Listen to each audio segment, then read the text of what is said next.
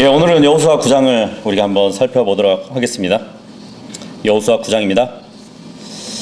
드디어 이제 예리코 성과 또 아이성을 연속으로 격파하고 파죽지세로 가나안 땅을 정복해오는 그 이스라엘 백성의 승전 소식이 가나안 땅 곳곳에 전해졌습니다. 그러다 보니까 가나안 원주민들은 크나큰 위기의식을 가졌던 것이에요. 그래서 가나안 족속들은 서로 동맹을 맺는가 하면 한편으로는 이스라엘과의 조약을 통해서 이스라엘에 굴복하기에 이르는 그 모습을 보게 됩니다. 그래서 여호수아 9장은 이스라엘이 기브온 거주민들의 계략에 속아서 그들과 동맹 조약을 맺는 그 사건을 기록하고 있습니다. 그래서 전체적인 문맥을 보면 1절에서 15절까지는 이스라엘에 거듭되는 그 승전 소식을 접한 기브온 거주민들이 마치 자신들이 먼 지방에 거하는 족속인 것처럼 위장을 하고 또 여호수아를 찾아와서 동맹을 제시합니다. 근데 그 계략에 속은 여호수아는 그들의 제의를 허락하게 돼요. 그리고 16절에서 21절 보면 그 동맹 조약을 맺은 지 3일 후가 되어가지고 기브온의 계략을 알게 된 이스라엘은 이미 하나님의 이름으로 맺은 맹세였기 때문에 그 조약을 파기하지 못한다는 것을 알게 돼요. 그러다가 22절에서 27절은 결국 여호수아가 그들을 다시 불러서 생명을 보장하는 대신에 이스라엘의 종이 되게 하는 그 모습을 봅니다. 그래서 우리가 한 구절 한 구절 더 자세히 살펴보도록 하겠습니다. 1절하고 2절 보시면 이후에 요르단 이편에 있던 모든 왕들 곧 언덕들과 골짜기들과 레바논 맞은편인 대해의 모든 연안들 가운데 있던 히타이트족과 아모리족과 가나안족과 프리즈족과 히이족과 여부스족이 그것에 관하여 들었을 때 이러한 일이 있었으니 그들이 여호수아에 맞서고 이스라엘에 맞서 싸우려고 자기들끼리 한 뜻이 되어 함께 모였더라. 이 당시에 가나안 땅에 살고 있던 6족속을 지금 본문에 나열하고 있는데 여기에 한 족속이 빠져 있어요. 나중에 24장에 가면은 덧붙여지는 족속이 있는데 기르가시족이거든요. 그렇게 되면 가나안의 족속은 7족속이 됩니다. 여기에 6족속의 왕들은 승승장구했던 이스라엘의 소문을 듣고 틀림없이 이젠 분노했고 또 놀랐을 것이에요. 그 결과 비상소집을 했던 것으로 보입니다. 그러니까 왕들은 예리코 성과 아이성의 함락 소식을 들었을 뿐만 아니라 이스라엘 백성들이 주님의 율법을 가나안 온 땅의 법으로 이렇게 선포했던 에발산의 백성들이 모여서 대집회를 열었었잖아요. 거기서 하나님의 율법을 이렇게 낭독했단 말이죠. 복과 저주를. 가나안 땅이 정복이 되면 하나님의 율법으로 다스려질 그 일을 준비하고 있었던 것을 잘 알고 있었단 말이에요. 그래서 이스라엘 백성들에 대한 두려움보다는 어쩌면 분노가 더 컸을 것입니다. 이 가나안 사람들은 자신들의 영토에 침범하지 못하게 하려고 함께 저항하기로 지금 결의했다고 보시면 될 것 같아요. 그래서 2절에 보니까 그들이 이스라엘과 싸우려고 한 뜻이 되어서 함께 모였다고 합니다. 영어로 보면 이제 with one accord이라고 되어 있거든요. 그러니까 이 표현은 사실 사도행전의 초대교회에 사용했던 그 표현이에요. 바울이 빌립보 성도들한테 빌립보 2장 2절에 보면 너희가 동일한 사랑을 지닌 채 같은 생각을 갖고 하나로 일치되며 했을 때 그때 표현됐던 또 말이기도 합니다. 또 한 생각이 돼서 나의 즐거움을 너희가 이루라 이 말씀을 해주고 계시잖아요. 근데 또 이 표현이 종교 단체들이나 정치에서도 주로 외치는 표예요. 연합 많이 들어보셨죠? 연합. 근데 하나님은 이 연합이라는 단어를 사실 교회에 사용되기를 원하시거든요. 그래서 예수님도 올리브산에 올라가셔서 기도할 때 보면 요한복음 17장 11절에 그렇게 기도하셨잖아요. 이제 저는 세상 안에 더 있지 아니하나 이들은 세상 안에 있으며 저는 당신께 가나이다. 거룩한 아버지여 당신께서 소유하신 이름을 통하여 당신께서 제게 주신 자들을 지키소서. 이는 우리가 하나인 것 같이 그들도 하나가 되게 하려 함이니이다 하고 이렇게 기도를 하셨단 말이에요.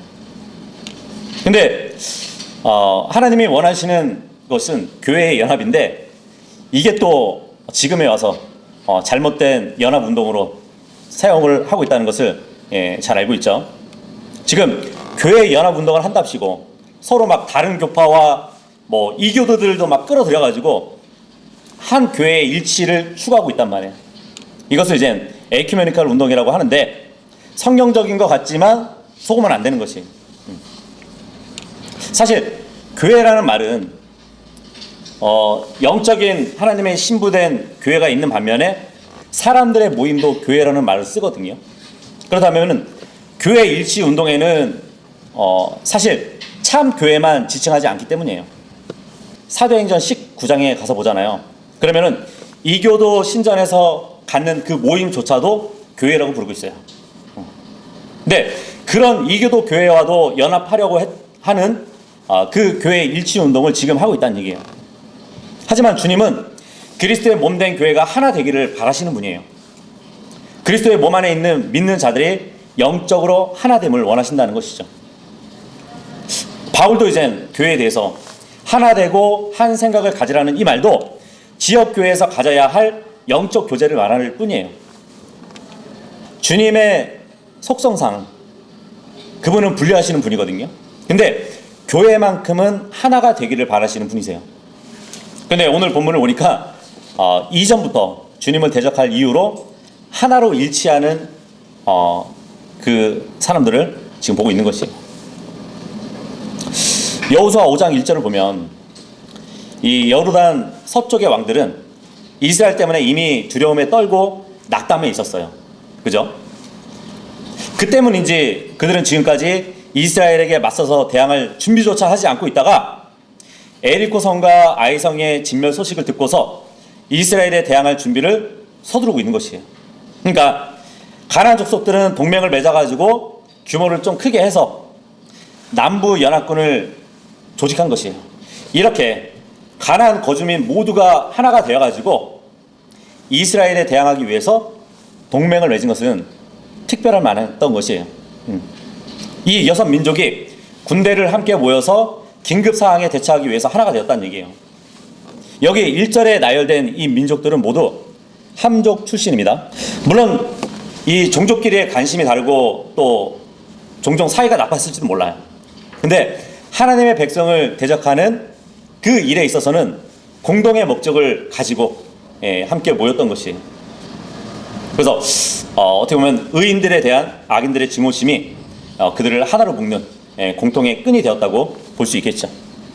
근데 그 같은 예를 또 어디서 볼 수 있냐면 예수님을 대적하기 위해서 빌라도와 헤롯이 하나가 되었던 그것을 볼 수 있죠. 근데 이런 연합체를 우리는 유엔이라고 부르는데 마지막 때에도 이제 하나님의 계명을 지키고 예수님의 증거를 가진 그 성도들을 대적하기 위해서 모든 종교와 정치 세력이 연합할 것이에요.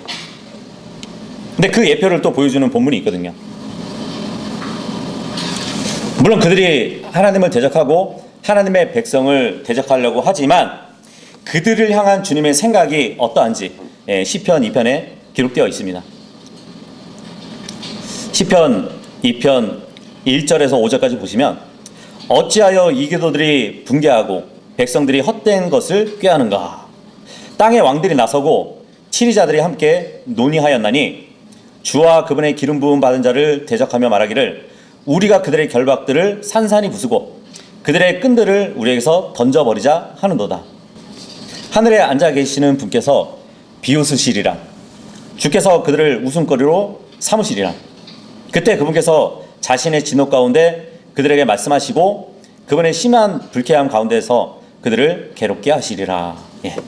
그러니까 장차 올 그리스도께서 최고의 주권을 가진 왕인데 그 왕권에 대해서 대항한 이교도들이 반역을 하기 위해서 함께 모일 것이에요. 하지만 주님은 그들을 심판하셔가지고 비웃음거리로 만드신다고 하신 것이에요. 또 그와 같은 이제 말씀이 스바냐서 3장 8절에 보면 나와 있습니다. 그러므로 내가 일어나서 전리품에 이르는 날까지 너희는 나를 기다리라. 주가 말하노라. 이는 나의 결정이 민족들을 모으는 것이기 때문이니 내가 왕국들을 집결시켜 그들 위에 나의 격분 곧 나의 모든 맹렬한 분노를 쏟고자 함이라. 이는 온 땅이 나의 질투의 불로 집어삼켜질 것이기 때문이라. 예. 자, 그런데 지금 이방 민족들이 주님을 대적해서 함께 모이잖아요. 스바냐서 3장 8절의 말씀, 이 말씀에 따르면 그들이 모이는 것은 결국은 하나님이 모으시는 일이에요.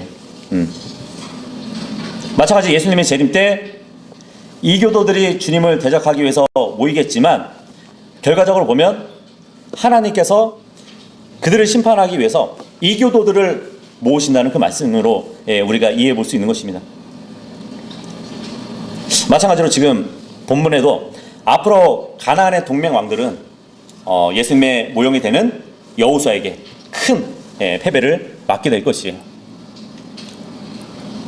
3절에서 6절까지 보시면 그리고 기브온 거주자들이 여호수아와 에리코에 행한 것과 아이에 행한 것을 들었을 때 그들이 교묘하게 행하였으니 가서 자신들이 대사인들인 것처럼 하여 낡은 자루들과 낡고 찢어지는 꿰맨 포도즙 부대들을 그들의 나귀들을 위해 실었더라.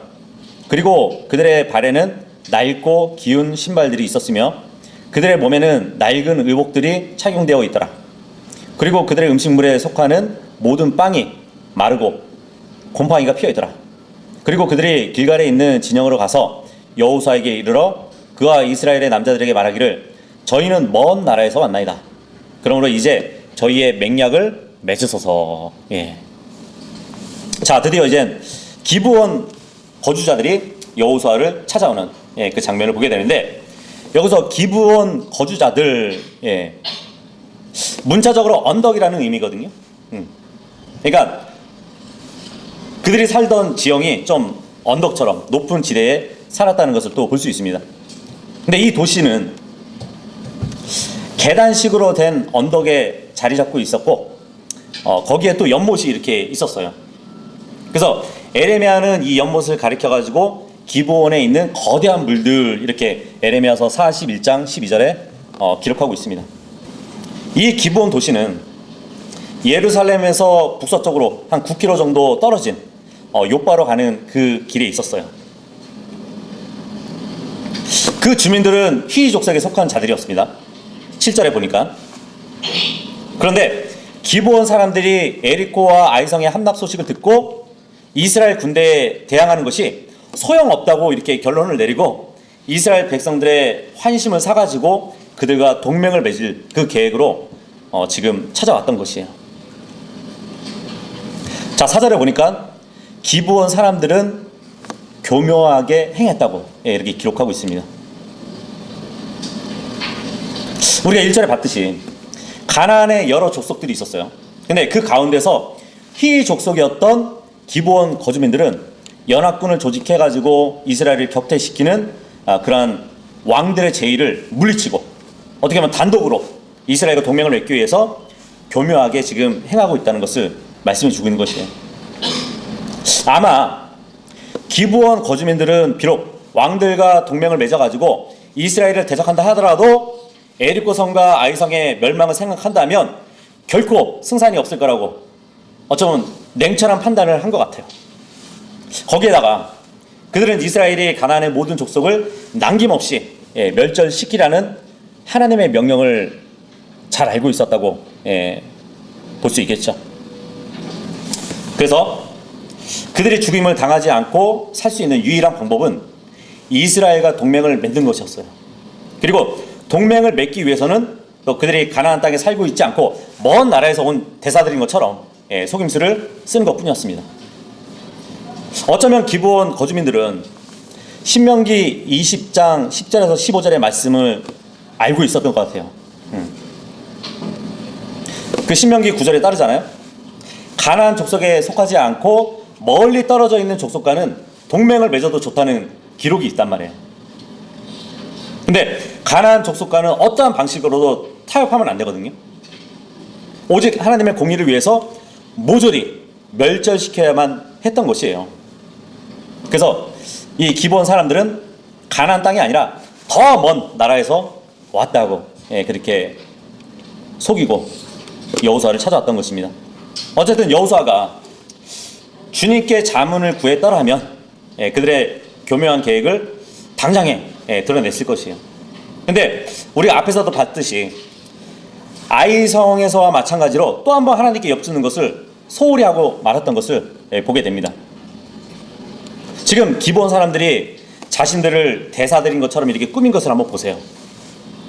낡은 자루들을 들고 또 낡고 찢어진 이렇게 꿰맨 포도주 부대들, 그리고 낡고 이렇게 기운 신발들, 낡은 의복들, 이것들로 완전히 꾸미고 왔던 것이에요.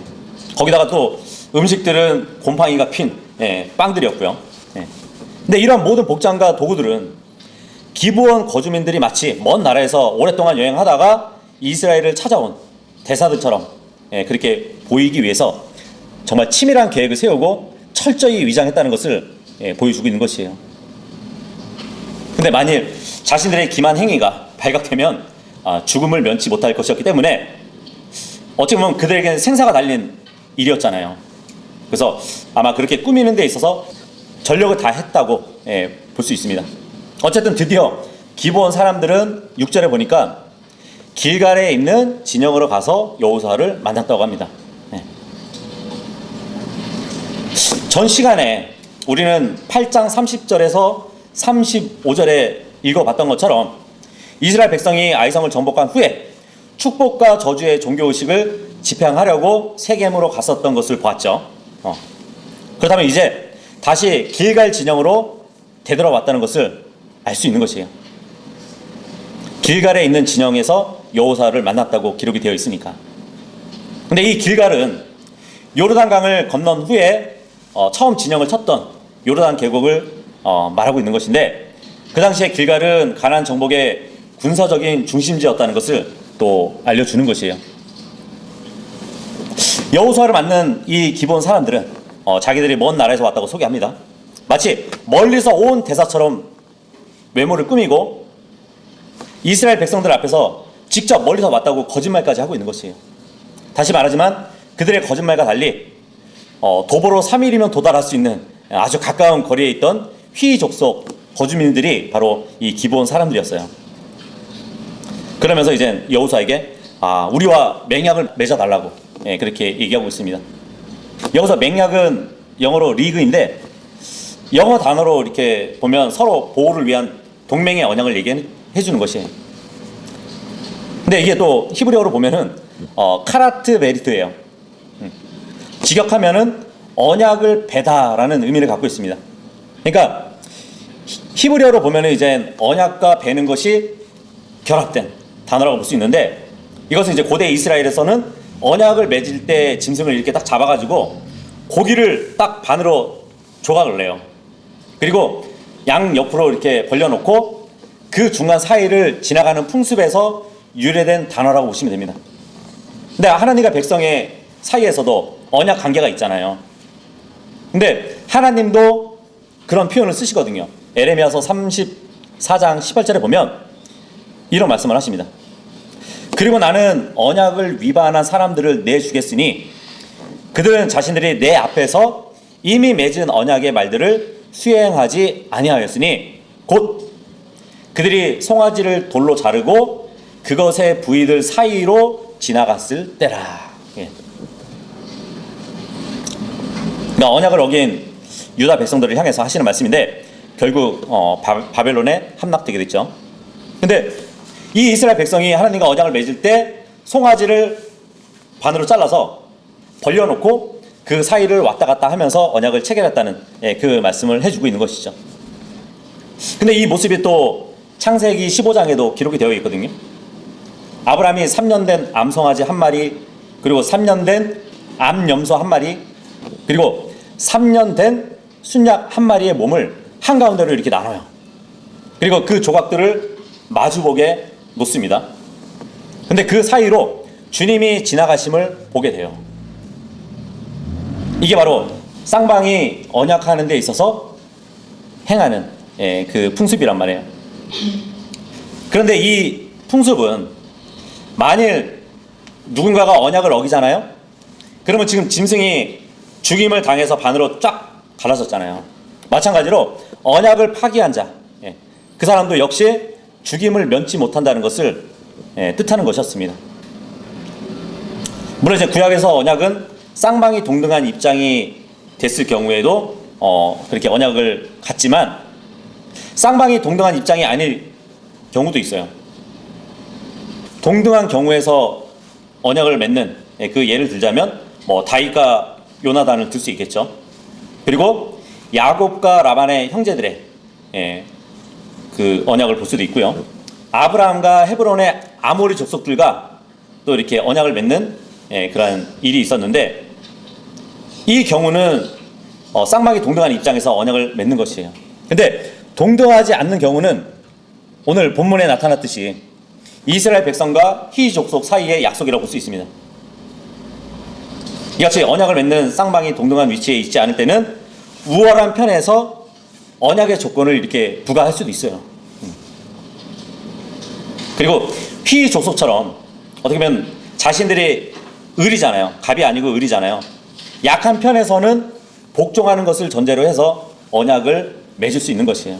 그래서 오늘 본문 8절하고 11절 또 이렇게 참고해 보시면 알 수 있습니다. 7절, 8절 보시면 그러자 이스라엘 사람들이 휘족들에게 말하기를 혹시라도 너희가 우리 가운데서 거하고 있을 수 있도다. 그런즉 어떻게 우리가 너희와 맹약을 맺으랴 하였더라. 이에 그들이 여호수아에게 말하기를 저희는 당신의 종들이니이다 하였더라. 그러자 여호수아가 그들에게 말하기를 너희는 누구냐? 그리고 너희는 어디서 왔느냐 하였더라. 이 본문에는 이스라엘과 히위족들이 만남을 보여주고 있는데 사실 이스라엘은 이전에 히위족 사람들을 만난 적이 있었어요. 처음 만남은 아니에요. 언제냐면 바로 창세기 34장 때예요. 물론 이제 조상들이 만났겠죠.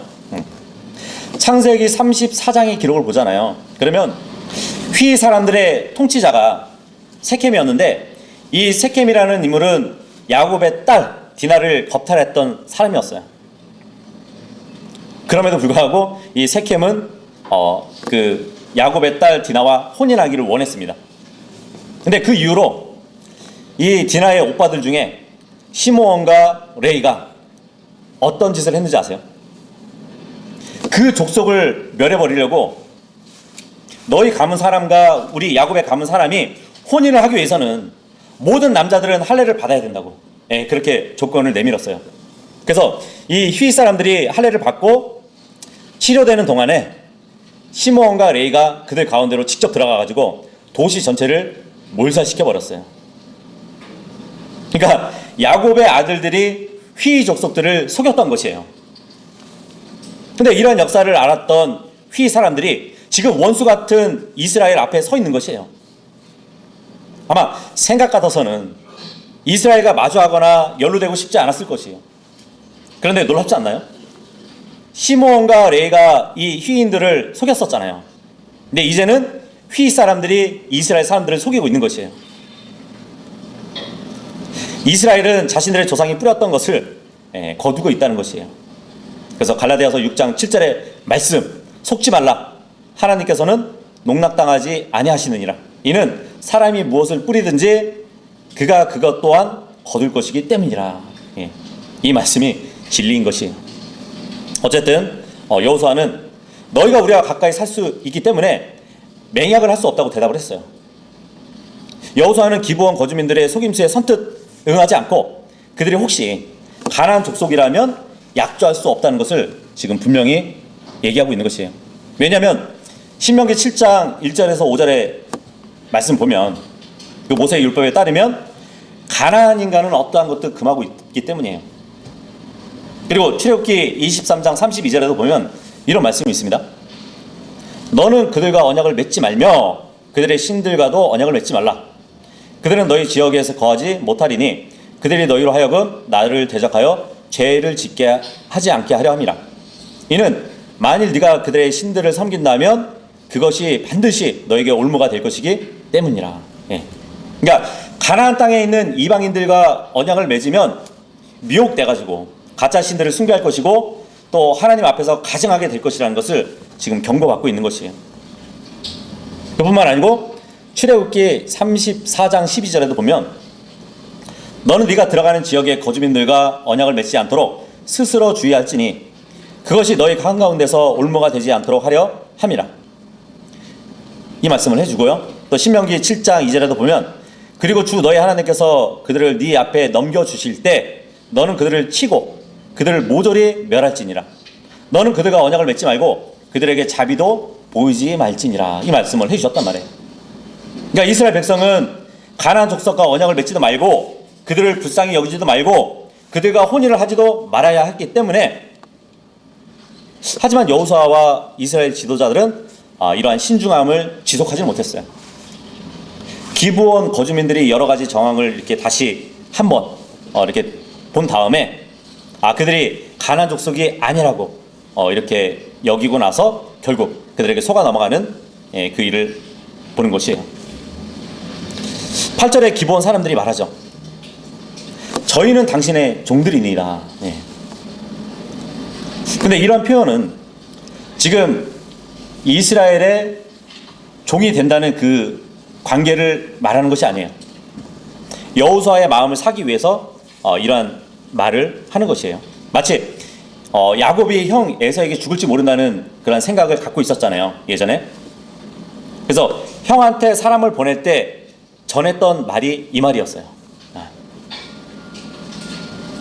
그리고 요셉의 형들이 이집트 총독이 된 요셉 앞에서 용서를 구하는 일이 있었거든요. 창세기 50장에 보면 그때도 이 말을 사용합니다.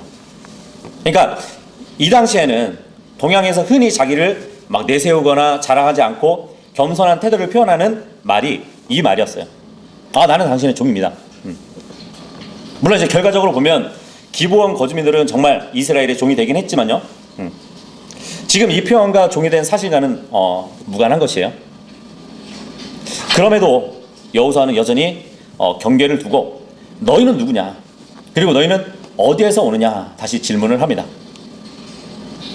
여호수아는 이러한 의혹을 철저하게 조사해야 했어요. 왜냐하면 그들이 나타난 시점이 매우 의심스럽기 때문이에요. 그러니까 여호수아 군대가 가나안 중부 지역을 간단히 공략하고 이제 본격적으로 가나안 남부 연합군을 격파하는 그 시점에서 갑자기 이들 대사들이 동맹을 제의하고 나타났기 때문에 이 시점이 매우 의심스럽단 말이에요. 9절에서 11절까지 보시면 이에 그들이 여호수아에게 이같이 말하였더라. 당신의 종들은 주 당신의 하나님의 이름으로 인하여 아주 먼 나라에서 왔나이다. 이는 저희가 그분의 명성과 그분께서 이집트에서 행하신 것을 들었기 때문이요. 그리고 그분께서 요르단 너머에 있던 아모리족들의 두 왕들에게 곧 헤슈본 왕 시온과 아슈타롯에 있던 바산 왕 옥에게 행하신 모든 것도 들었기 때문이다. 이러한 이유로 저희의 장로들과 저희 나라의 거주민들이 저희에게 일러 말하기를 여정을 위한 먹을거리들을 너희에게 취하고 그들을 만나러 가라. 그리고 그들에게 말하기를 저희는 당신들의 종인이다. 그러므로 이제 당신들은 저희와 맹약을 맺으소서 하라 하였나이다. 다시 9절에 보니까 여호수아가 너희는 누구냐? 너희는 어디서 오느냐? 이렇게 물었었잖아요. 근데 이 질문에 기브온 대사들이 직접적인 대답은 피하고 막연히 먼 곳에서 왔다고만 말하면서 그들의 정체가 발각되지도 모르는 그 순간적인 위기에서 벗어나려고 하는 것을 보게 됩니다. 또 이스라엘의 하나님의 이름을 언급하면서 출애굽 사건 그리고 아모리 사람들의 두 왕 시온과 바산 왕을 죽였던 그 사건도 언급을 하고 있어요. 이렇게 어떻게 보면은 이스라엘 백성에게 관심을 종교적인 문제로 유도한 것은 하나님의 언약의 공동체인 이스라엘의 환심을 사기 위해서였다는 것을 보여주고 있습니다. 그리고 그들이 동맹 조약을 맺기 위해서 이스라엘을 찾아온 것은 정작 최근에 일어났던 예리코 성과 아이 성을 철저히 진멸한 사건이 있었음에도 불구하고 그 말은 언급하지 않아요. 왜냐하면 그들이 오래전부터 출발한 것으로 인정을 받기 위해서는 그 일에 대해서는 한마디도 하지 않고 있는 것이에요. 이것으로 볼 때 그들이 얼마나 철저하게 계획하고 준비했고 어떻게 보면 세상적으로 교묘하게 지혜로운가를 잘 알 수 있습니다. 그러면서 11절에 보니까 이러한 이유로 저희의 장로들과 저희 나라의 모든 거주자들이 자기들에게 식량을 챙겨주고 이것으로 보냈습니다. 이렇게 얘기를 하고 있는 것이에요. 근데 이 구절을 보면 기브온에서 온 사람들이 자기들을 장로들과 모든 백성들이 보냈다고 하잖아요. 그렇다면 기브온 거주민들의 정부 형태를 보면 다소 민주적이었다는 것을 또 보여주고 있습니다. 만약에 기브온 거주민들의 정부를 왕이 다스리고 있었다면 분명히 이스라엘 백성들 앞에 머리를 숙이지 않았을 것이에요. 오히려 이스라엘을 대항하기 위해서 그 가나안 왕들과 함께 연합했을 것이에요. 그래서 왕정 체제를 갖추지 않고 그 대신에 장로 체제를 갖춘 정부 형태라서 다른 가나안의 여러 성들과는 달리 독자적으로 이렇게 행동할 수 있었던 것 같아요. 휘족속 이 기브온 사람들은 8절의 말을 11절에서 다시 하는 것을 볼 수 있습니다. 저희는 당신들의 종들이네. 그러니까 멀리서 온 대사들처럼 꾸민 이들은 이스라엘과 동맹을 맺기 위해서 이스라엘의 지도자들에게 다시 최대의 경의를 지금 표하고 있는 것이에요. 자신들을 종의 신분으로 비하시키면서 저희는 갑이 아니라 을입니다. 그 태도로 접근한 것이에요.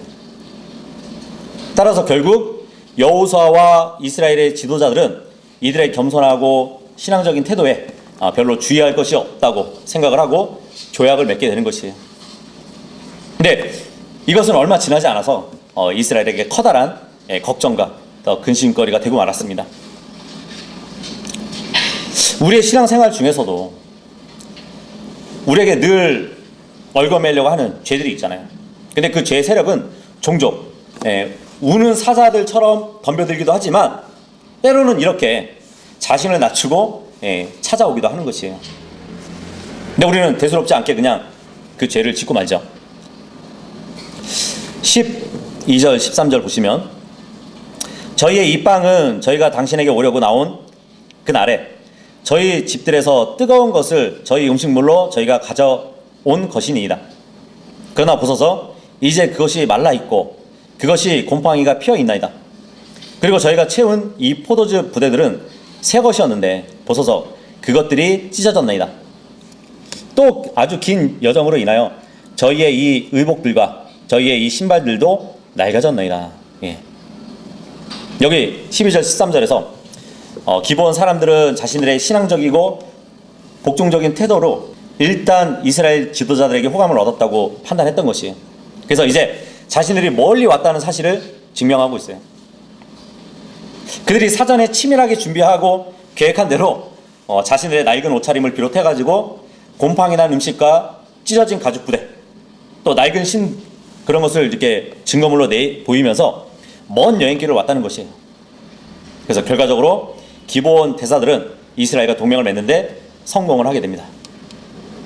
이렇게 볼 때 아마도 이들은 이스라엘의 가나안 족속 외에 다른 나라들과 동맹을 맺는다는 그 사실, 그리고 그들의 하나님의 주의 이름으로 맺은 맹약은 절대 깨질 수 없다는 그 사실을 익히 알고 있었던 것 같아요.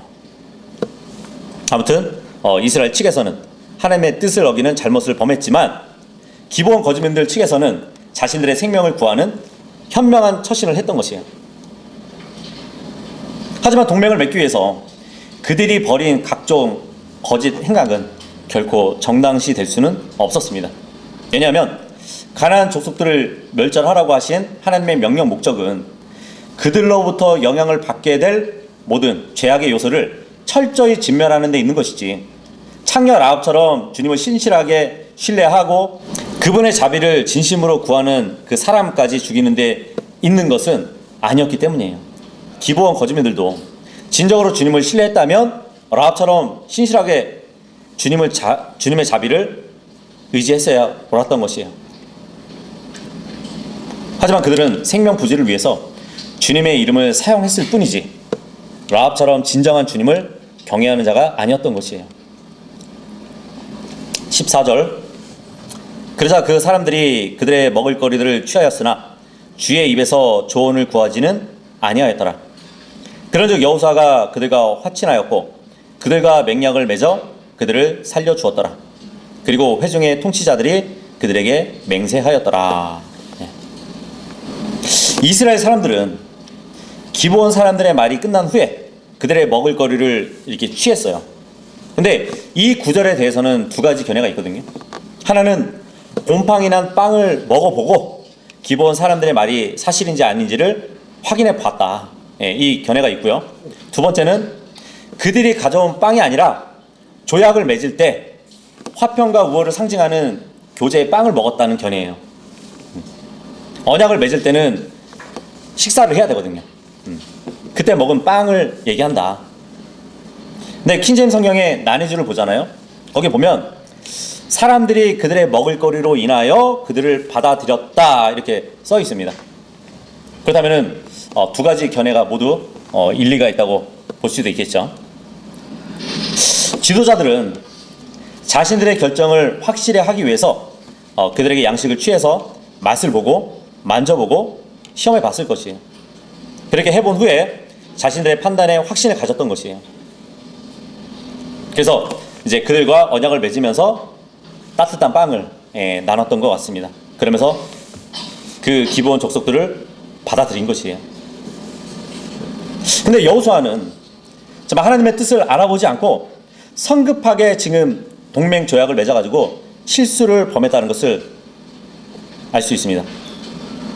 여호수아는 아이성 전투에서도 하나님의 뜻을 물어보지 않고 정탐꾼의 말만 듣고 그 사람들의 말만 믿고서 전투를 시작했다가 실패한 적이 있었잖아요. 근데 여기서 다시 한번 하나님의 뜻을 물어보지 않고 기브온 거주민들을 그들의 말만 믿고서 동맹 조약을 맺는 그런 잘못을 범한 것이에요. 그래서 오늘 여호수아의 영적 상태를 보는데 이렇게 영적 분별력은 단순히 믿음이 좋다는 말로 설명이 안 되는 개념이에요. 그래서 우리가 영적인 눈으로 잘 분별해야만 계속해서 몰려오는 마귀의 속임수를 막아내고 또 그 공격을 물리칠 수 있는 것이거든요. 근데 그 방법이 다른 게 아니에요. 주님께 조언을 구하는 겁니다. 내 생각, 내 마음, 내 의지로는 속을 수 있어요. 그래서 이처럼 우리에게 닥치는 모든 일을 말씀을 통해 주님의 눈으로 분별할 수 있는 모두가 될 수 있기를 바라겠습니다. 다음 주에 쭉 이어가겠습니다.